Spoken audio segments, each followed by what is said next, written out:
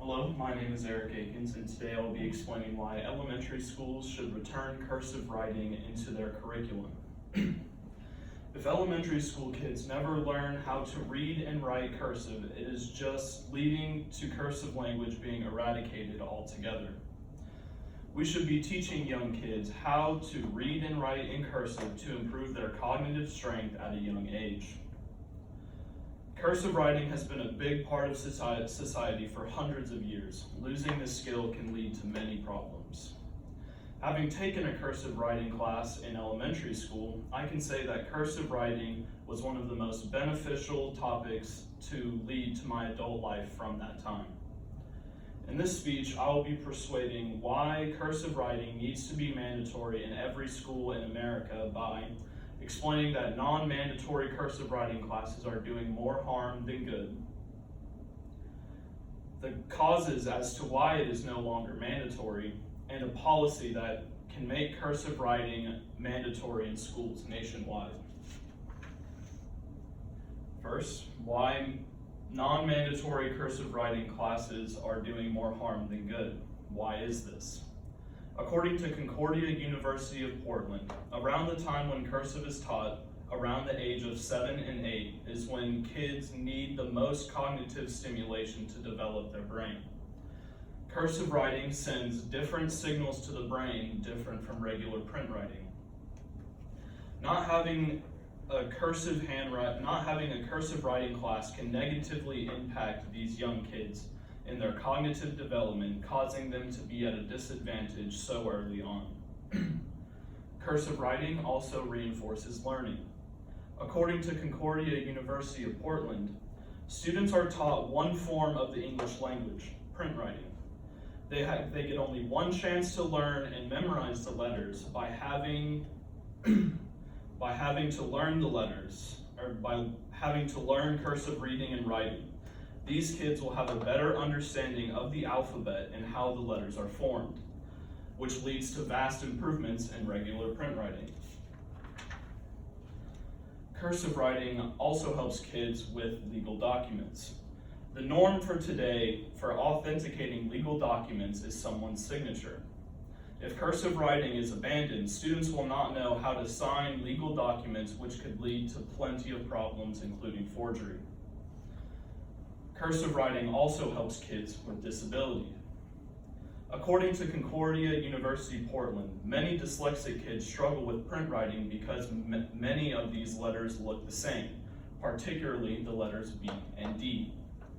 However, in cursive writing, these letters look much different.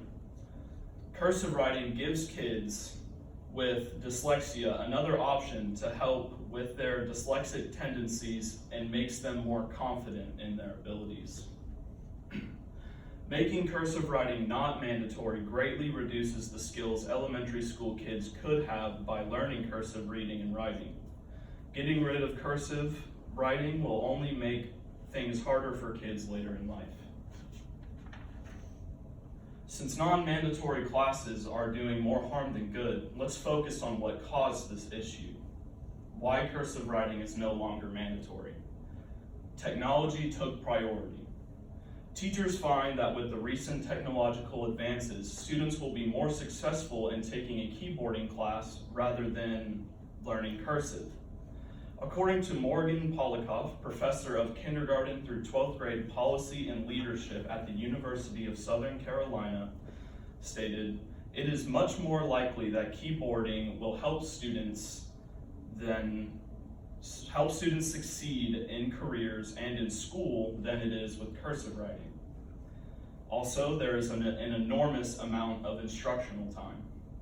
According to Sue Pimentel, one of the lead writers for the English and Language Arts Standard stated, "One of the things we've heard from teachers around the country that sometimes cursive writing takes an enormous amount of instructional time when they could be learning something else. It's just a matter of emphasis."